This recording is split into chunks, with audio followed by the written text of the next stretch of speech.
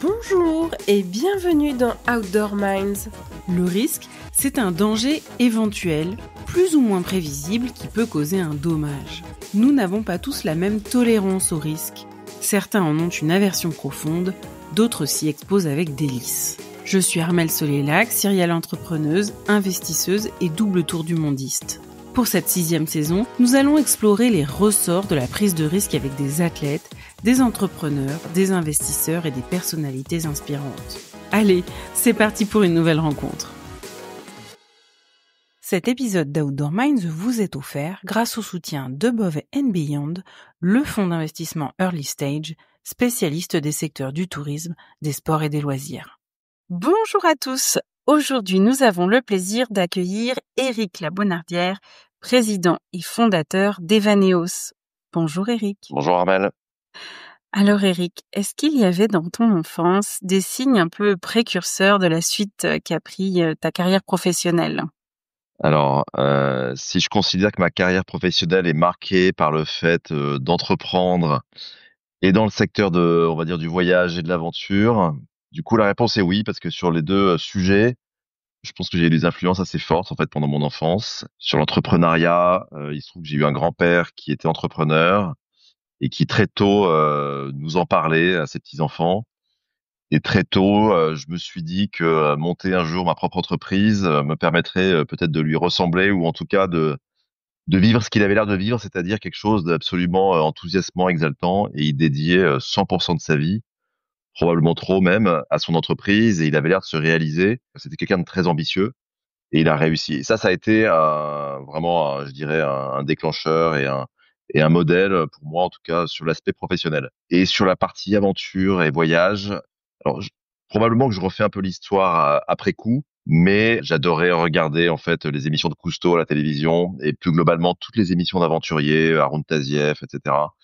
Et moi, j'étais fasciné par la capacité de ces gens-là à aller chercher des lieux inconnus. Et quand l'épisode commençait par voilà, on va dans un endroit dans lequel aucun humain n'a encore exploré quoi que ce soit, moi c'était voilà, j'étais de bouche bée devant ma télé. Donc je pense que j'ai voyagé ensuite beaucoup plus tard, vraiment, mais ça a été je dirais mes premières sensations de voyage un peu par procuration. Est-ce que tu peux nous expliquer un peu les grandes étapes de ta carrière jusqu'à aujourd'hui et puis peut-être dans un deuxième temps présenter un peu Evaneos et sa proposition de valeur ? Ouais, moi j'ai une formation d'ingénieur, puis d'école de commerce. J'ai fait une formation à l'entrepreneuriat. En fait, j'ai fait un master qui s'appelle HEC Entrepreneur et que j'avais adoré parce qu'on était des ingénieurs et des commerciaux à se retrouver à monter un peu pour de faux des projets. Et j'ai adoré cette période-là et ça a confirmé mon envie d'entreprendre. J'ai pas forcément eu d'idée tout de suite après. Donc j'ai fait 2 ans de conseil dans un cabinet à Paris, du conseil en stratégie. Donc ça a été assez intéressant et utile parce que j'ai appris à faire du Excel, des slides et à parler à tout un tas de gens. Et donc ça a été utile par la suite. Mais clairement, ça m'a confirmé aussi l'idée que il fallait que je monte ma boîte moi-même, que j'avais pas trop envie d'avoir un boss en permanence qui me disait quoi faire. Et clairement, j'avais un besoin de liberté. Donc le jour où j'ai rencontré mon associé Yvan Vibo, on a partagé très vite et on s'est rencontrés par hasard une envie de créer une entreprise dans le voyage. C'était une passion commune. Lui avait en plus des compétences assez complémentaires aux miennes. Il était plus, on va dire, tech, même geek, en fait, on peut dire ça. Moi, j'étais plus Excel, finance et commerce. Et donc, on a décidé de se lancer. Et donc, ça a été le début de l'aventure qui n'était pas Evaneos au début. Donc, pour pas que le podcast dure 2 heures, je vais pas te raconter tout ce qui s'est passé pendant, je dirais, 1 an avant qu'on trouve l'idée d'Evaneos, mais on a testé beaucoup de choses et on a surtout essayé de comprendre comment marchait le secteur du voyage. Et on s'est rendu compte qu'il y avait beaucoup d'intermédiaires et que notre envie initiale, qui était de permettre aux gens de voyager différemment, au-delà de leur conseiller ou voilà, conseiller du contenu ou d'essayer de les orienter, vraiment la meilleure manière en fait d'avoir un vrai impact, c'était vraiment de rentrer dans la chaîne de valeur du voyage et d'essayer d'enlever les intermédiaires qui, pour nous, en fait, avaient tendance à standardiser l'offre et à augmenter les prix. Et pour faire des voyages différents, on s'est dit, en fait, il faut raccourcir cette chaîne et il faut que les voyageurs parlent, en fait, à ceux qui connaissent vraiment. Et ceux qui connaissent vraiment, c'est ceux qui sont sur place. Et donc, on a eu cette idée quand on a découvert ce qu'on appelle un réceptif, donc qui sont des agences locales qui historiquement étaient plutôt dissimulés derrière les grands tours opérateurs. Et quand on a découvert qu'en fait les tours opérateurs n'avaient pas des salariés partout dans le monde, mais plutôt s'appuyer sur ces réceptifs, on a été les premiers en fait dans le monde à dire à ces réceptifs, écoutez, pourquoi est-ce que vous vendez pas vous-même vos voyages en fait? Vous connaissez tout sur place, vous accueillez les voyageurs pour le compte des tours opérateurs, vous maîtrisez la qualité, vous savez qui sont les bons guides, donc vous savez tout ce qu'il faut savoir. Et donc on a commencé comme ça à monter des plateformes par pays de destination pour créer une relation directe entre le local et le voyageur. Et là, c'était le début d'Evaneos parce qu'on s'est rendu compte que cette proximité permettait vraiment de créer des voyages différents, de les personnaliser vraiment de manière très très pointue et que chacun pouvait, grâce à l'expertise d'un local, réaliser un peu ses rêves de voyage. Et donc, ça a été le début d'Evaneos. Alors bon, tu nous as dit qu'il y avait une période de 1 an où vous aviez testé, différentes choses, mais une fois que vous avez créé, est-ce que vous avez connu des galères? Quelles ont été un peu les difficultés du début? Les galères au début, oui, il y en a plein. Et en fait, je parlais d'un an parce qu'en fait, on s'était donné un an avec Yvan pour trouver un concept, un modèle et commencer à faire du chiffre d'affaires. Et si au bout d'un an, on n'avait rien trouvé, on s'était dit, on repartira faire autre chose. Et quasiment au bout de 11 mois, en fait, on n'avait toujours pas vraiment trouvé. On avait testé des trucs. On avait cette idée avec les réceptifs.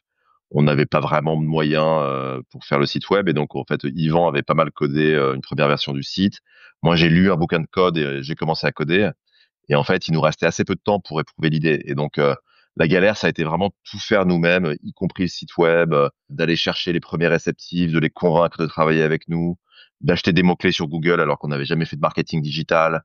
Donc ça a été vraiment en très peu de temps d'apprendre hyper vite le métier. Et j'ai adoré cette période en fait. C'était à la fois une galère mais aussi un plaisir parce qu'en fait on est dans l'excitation du faire soi-même, dans l'urgence du temps aussi. Et c'est là où on a été les meilleurs, je pense. C'est on a été obligé d'être bon quoi. Et donc ça a été une période assez excitante en fait. Et par la suite, ce qui a été le plus dur peut-être, c'est de scaler et d'aller un peu plus loin en trouvant beaucoup plus de réceptifs. Parce que beaucoup des réceptifs disaient, écoutez, vous êtes sympas les gars, l'idée sur le papier est plutôt bonne, mais aujourd'hui on dépend des tours opérateurs ou d'agences de voyage traditionnelles et on va pas disrupter la chaîne pour vos beaux yeux et se mettre à dos nos principaux clients. Et donc au début, là, il a fallu vraiment convaincre, je dirais un peu les pionniers pour rejoindre notre, alors on n'appelait pas ça une marketplace à l'époque, notre plateforme, mais ça a été, je pense, le plus dur au début de leur faire prendre conscience que probablement le marché allait évoluer vers quelque chose d'un peu nouveau et un peu disrupté. C'est quoi pour toi le risque? Alors le risque, pour moi, c'est un moteur. Je pense que pour être entrepreneur, il faut aimer la prise de risque. Et moi, je fonctionne à la prise de risque, c'est-à-dire que j'ai pas d'adrénaline s'il y a pas de risque. Et donc pour moi, l'adrénaline, elle est déjà essentielle pour faire ce que je fais. C'est-à-dire que si j'aime pas ce que je fais et que j'ai pas d'adrénaline quand je fais les choses, je vais très vite m'ennuyer et passer à autre chose. Donc j'ai besoin de ça. J'ai besoin en permanence de sentir que je suis en train de sortir de ma zone de confort.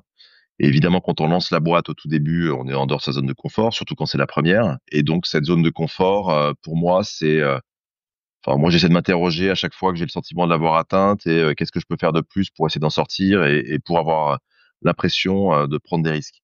Et le risque, en fait, il est, je pense, différent en fonction de chacun. On a tous notre zone de confort et je sais pas, des gens qui, par exemple, plaqueraient tout, leur boulot, leur conjoint, leur mode de vie. Pour certains, ça va être un risque parce que ça fait 10 ans qu'ils sont dans le même confort. Mais si je plaque tout tous les 3 mois, en fait, je prends pas de risque. C'est devenu un mode de vie. Et donc, bon voilà, la prise de risque, elle n'est pas fixe, elle est variable en fonction d'un contexte, en fonction d'habitude, en fonction de qui on est, bien sûr. Donc, la prise de risque, elle peut être à vraiment différentes échelles.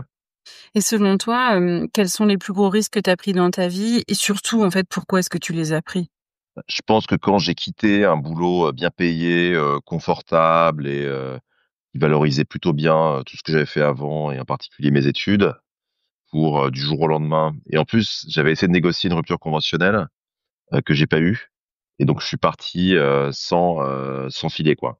J'avais la chance d'avoir des économies et un peu d'aide de ma famille, mais c'était pas non plus infini à cette époque-là pour des années quoi. Donc là il y avait une vraie prise de risque, mais qui était mesurée. C'est aussi un peu comme ça que je fonctionne parce que je fonctionne pas mal à l'intuition. Et donc là j'ai eu une intuition que je devais partir et aller créer ma boîte.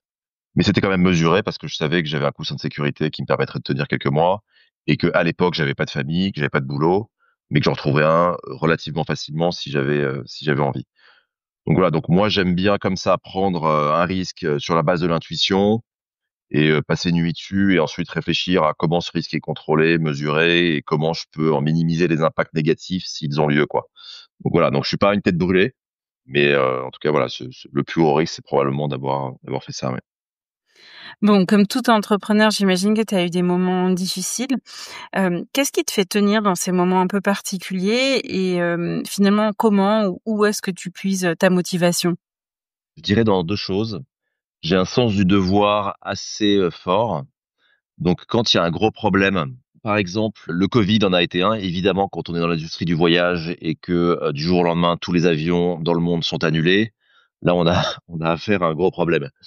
Et donc là, quand on en parle aujourd'hui, je me dis, mais comment est-ce qu'on a fait pour trouver l'énergie pour gérer ça, quoi? On avait plus de 200 salariés, on avait des centaines de réceptifs aux quatre coins du monde qui comptaient sur nous, des clients, enfin des dizaines de milliers de clients qui avaient réservé des voyages dans les mois qui suivaient. Et là, si je devais refaire ça aujourd'hui, je me dis, mais où est-ce que j'irais puiser l'énergie? Et en réalité, je pense que j'arriverai à la puiser parce que bah, mon devoir à ce moment-là, c'était de gérer la situation. J'étais évidemment pas tout seul. Yvan, mon associé en particulier, les équipes. Donc là, on se met en équipe et on réfléchit à comment résoudre les problèmes un par un. On se remonte les manches et le devoir fait qu'on le fait en fait. Et quelque part, on est dans son flow. Il y a une nuit un peu difficile et après, on est dans l'action.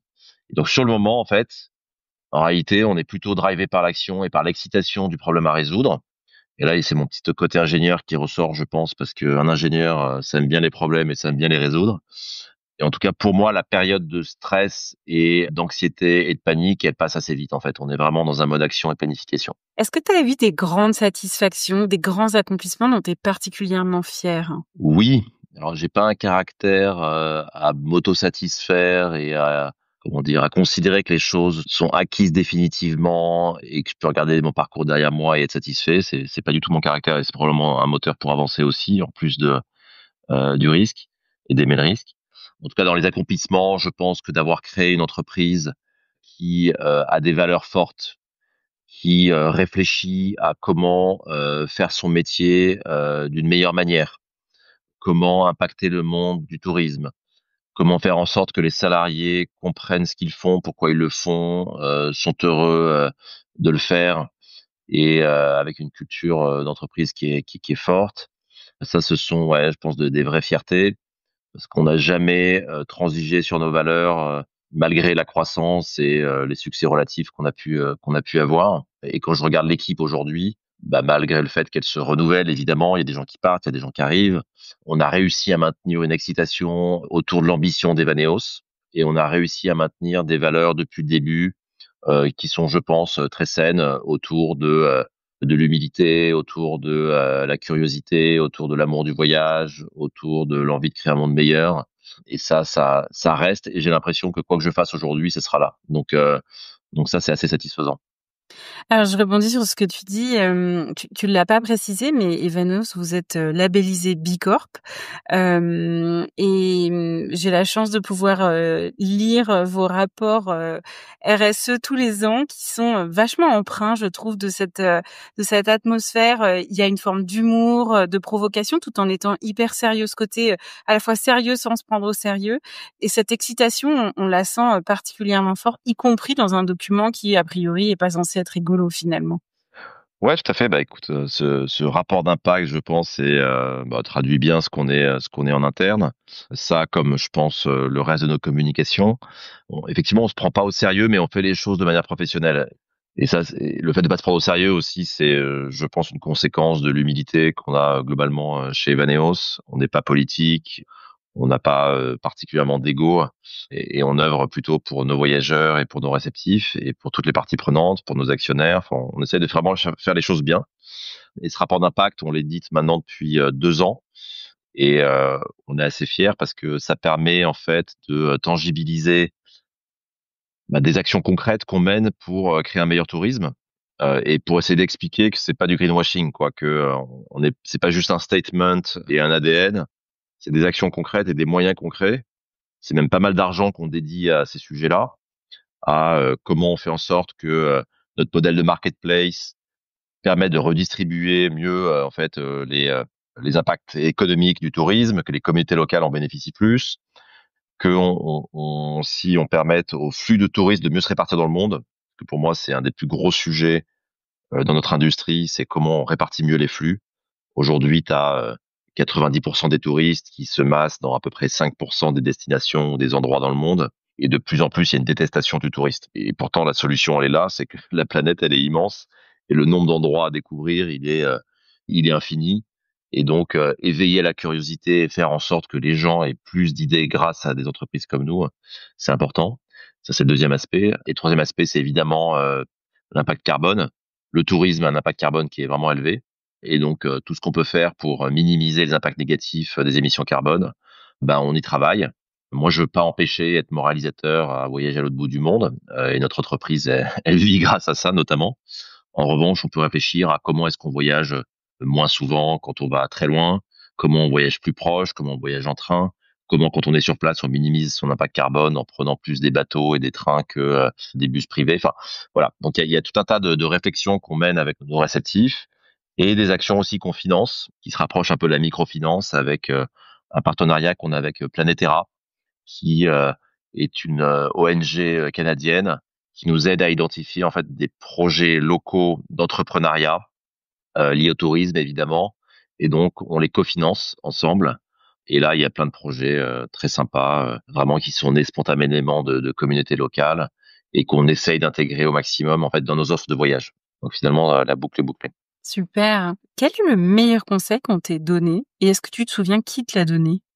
Alors je sais pas qui me l'a donné, mais beaucoup de personnes ont dû me le donner. En tout cas, ça sera même un peu tarte à la crème et classique, mais c'est extrêmement important.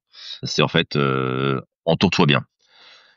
Et ça, bon, c'est une évidence, mais quand on a la chance de croître vite, d'avoir du succès, en fait, la croissance, elle dépend de sa capacité en fait à bien s'entourer pour bien déléguer. Si on a un entrepreneur, comme j'ai pu l'être au début, qui micromanage, qui concentre toutes les décisions et qui fait la plupart des choses parce qu'il considère qu'il le fait mieux que tout le monde, ben, l'entreprise, elle grossira jamais. En revanche, on décuple sa capacité à croître si on s'entoure de gens qui sont meilleurs que soi et si on a l'humilité de penser que on trouvera des gens meilleurs que soi. Donc voilà, on a eu, je pense, avec Yvan, beaucoup de chance de rencontrer sur notre parcours des collaborateurs de grande qualité et qui adorent le voyage. Alors ça, c'est moins difficile à trouver, des gens qui adorent le voyage, mais il faut aussi qu'ils soient expérimentés, qu'ils soient bons, qu'ils soient exigeants. Et donc voilà, on a essayé d'être exigeants nous-mêmes sur le recrutement. Et ça, c'est la seule manière pour moi de grandir. Quel conseil est-ce que tu donnerais, du coup, à quelqu'un qui craint de prendre un risque ou qui aimerait se lancer dans une aventure entrepreneuriale, mais qui résiste un peu?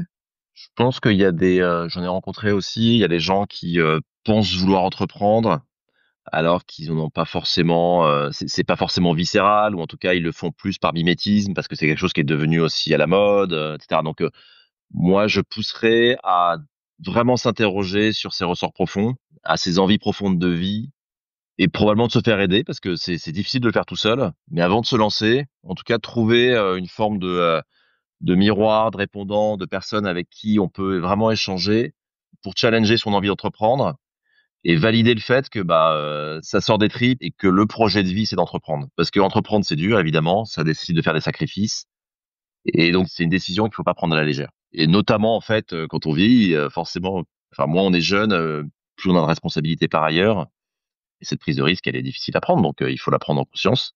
Donc mon conseil ce serait d'en parler, de pas être timide sur son idée aussi. Beaucoup de gens pensent que ils ont une idée, mais il faut pas la dire parce qu'on va se la faire piquer. Ça, c'est bullshit. L'idée, elle vaut rien. Ce qui compte, c'est la capacité à l'exécuter bien. Et donc, faut pas hésiter à confronter son idée, à en parler et à voilà pour prendre un vrai choix en conscience d'y aller quoi.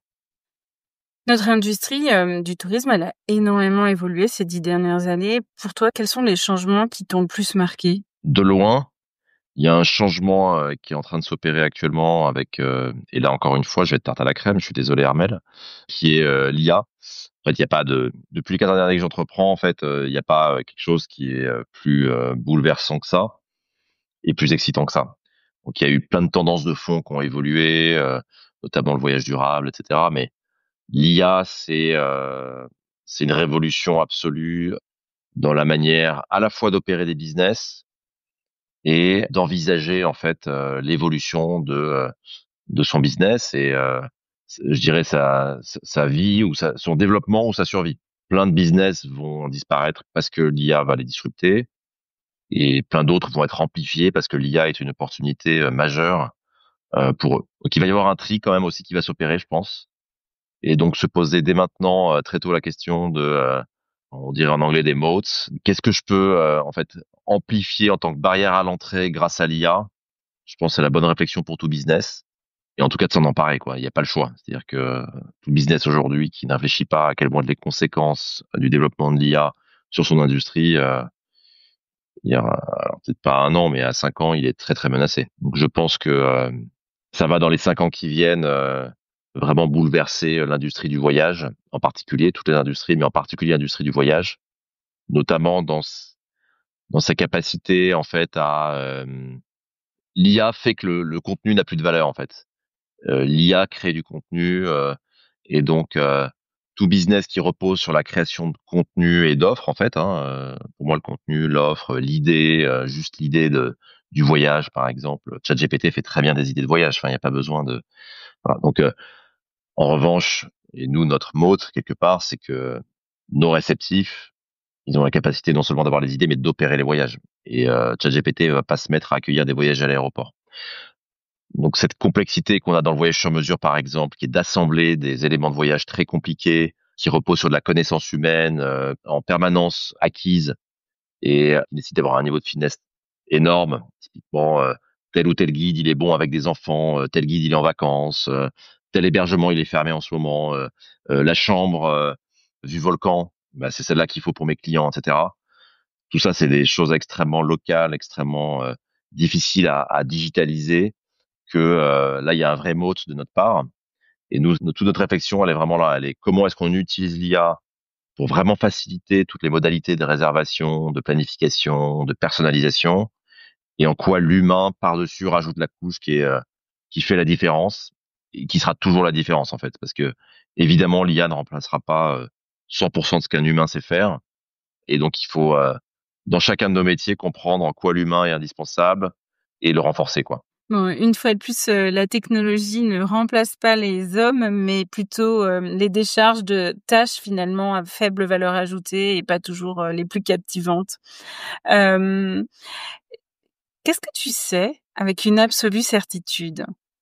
Qu'est-ce que je sais avec une absolue certitude? Bah qu'on n'a qu'une vie. Voilà. Je pense que c'est difficile à remettre en cause. Est-ce que tu aurais un conseil de livre à lire, de documentaire ou de film à regarder? Oui, moi j'ai un livre que j'adore et qui fait assez bien le lien avec ce qu'on s'est dit avant autour du risque et de l'audace, qui est la biographie de Magellan par Stefan Zweig, qui est un livre d'ailleurs qui se lit assez vite et assez bien parce qu'il n'est pas très long. Mais Zweig a une forme de génie pour raconter justement la prise de risque que Magellan a prise pour partir sur les océans, en sachant ce qu'il allait chercher, mais pas où le trouver et comment le trouver. Donc, en explorant des routes variées. Et à l'époque, mais moi, c'est ça qui me fascine dans ce livre, et chez les aventuriers en général, c'est leur capacité dans ces époques-là, en fait, à même pas savoir s'ils allaient revenir et où ils allaient, à embarquer des centaines de personnes dans leur espèce de folie. Et aujourd'hui, voilà, on comprendrait même pas pourquoi on prendrait ces niveaux de risque, et eux ils y allaient quoi. Et donc ça, je trouve ça fascinant. Et ce sera ma dernière question. Quelle est la question que je ne t'ai pas posée et que tu aurais aimé que je te pose? Ben, j'aurais aimé que tu me demandes qu'est-ce que tu as aimé dans ton dernier voyage, ou qu'est-ce que tu vas faire comme prochain voyage. Voilà. On n'a pas parlé de voyage tant que ça. Alors, où est-ce que tu partirais prochainement?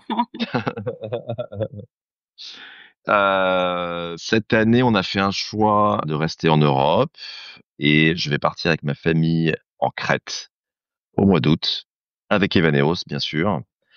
Et donc, j'ai une agent locale qui m'a concocté un petit voyage qui a l'air assez extraordinaire.